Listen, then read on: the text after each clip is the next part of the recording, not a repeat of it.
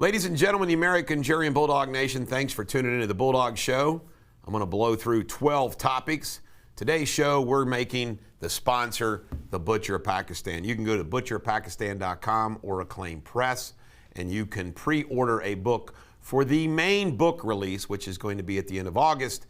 We had a limited release a couple weeks ago. But let's get right to it.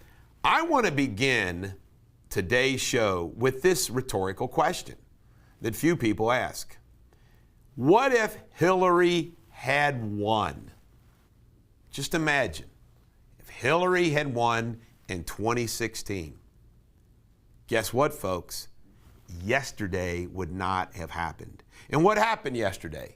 The Supreme Court, in a 6-3 decision, upheld our rights to carry a gun, period. They found unconstitutional a New York law that required the concealed carry and all these other limitations.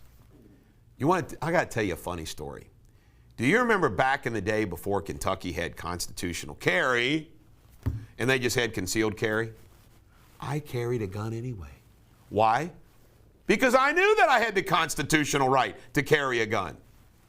It's ridiculous. You have a right to carry a gun. I carried a gun, even when it was concealed carry. I'm like, I got to go through a class to carry a gun concealed? It's ridiculous. The Department of Justice. Yesterday is just another example. The FBI and the DOJ is just corrupt and political as hell. On the day that the big hearings are focusing on Jeff Clark, the FBI raids his house in the morning, the same morning. In other words, the FBI and DOJ is coordinating with the hearings folks. The hoopla, if you didn't know this, was Clark was the person that Trump was considering putting in the Justice Department Attorney General position in order to fight back on the election issues. Joe Biden's note card. Somebody sent this to me blown up and I posted it, but I want to just share it with you. And it's messed up. It's messed up. You enter the Roosevelt room, you take your seat. By the way, use capitalize. You give your comments, press the parts. You ask Liz Shuler, President AFL-CIO, a question. Note, Liz is joining virtually. You thank participants, you depart. The most powerful and important position in the world is held by an imbecile, an incompetent, demented fool. And the United States collectively, Congress, the media, the Republican Party, does nothing. Does nothing.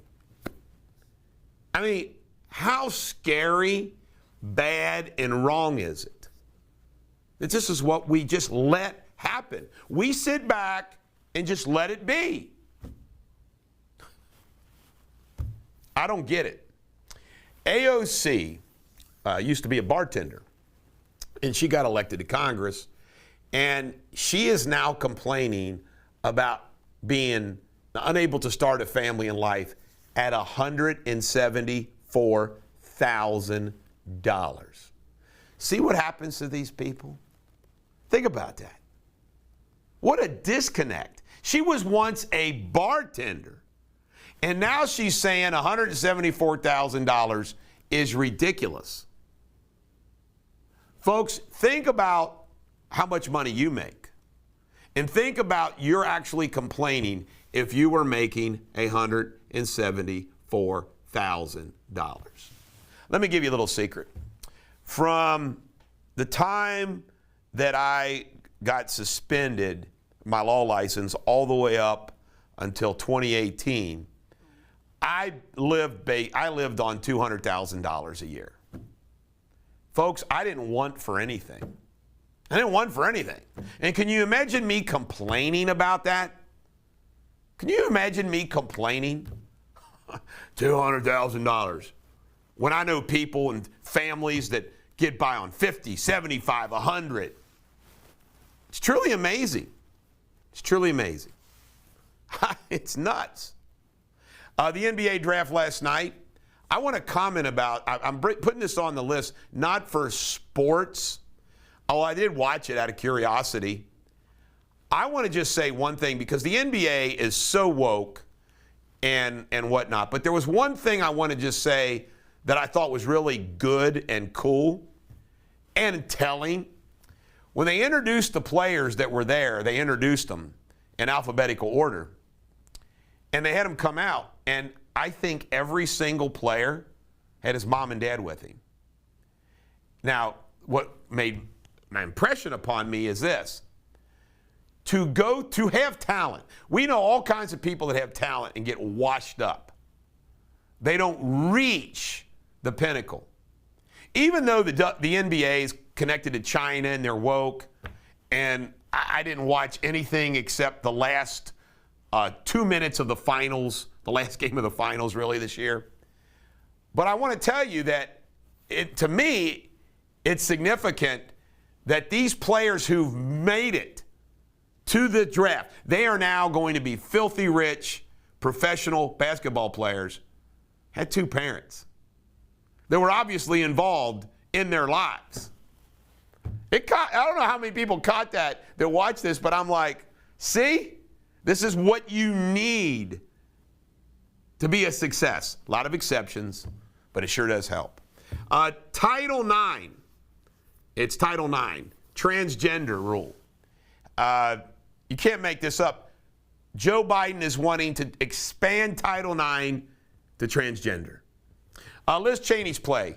Liz Cheney, running for the Republican nomination for Congress, and she's going to lose, has actually been asking Democrats to change parties so they can vote Republicans. By the way, can't make this up. Mike DeWine won the gubernatorial primary from Democrats voting for him in what they call an open primary. It makes no sense.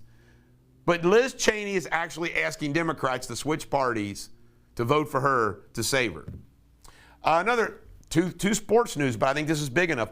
Arch Manning, who is the grandson of Archie Manning, he is the son of Cooper Manning, the one who didn't play professional football, but he's the #1 recruit coming out of high school, says it's going to be Texas. It's a big deal. So I just want to report that. Musk says his European factories are just cash furnaces because of all the supply chain issues that he's suffering under. Sad. I want to promote the Freedom File.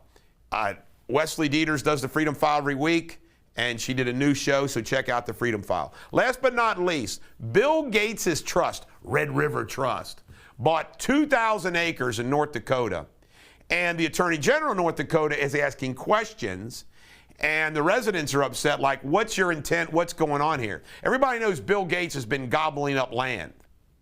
Good for North Dakota. Folks, I'm glad I live in a Midwest state, although we got a woke governor, but I can't imagine not living in a Midwestern state or a state like North Dakota, South Dakota, where Americans still care about America. This is the Bulldog. Every dog has their day. I hope today is yours.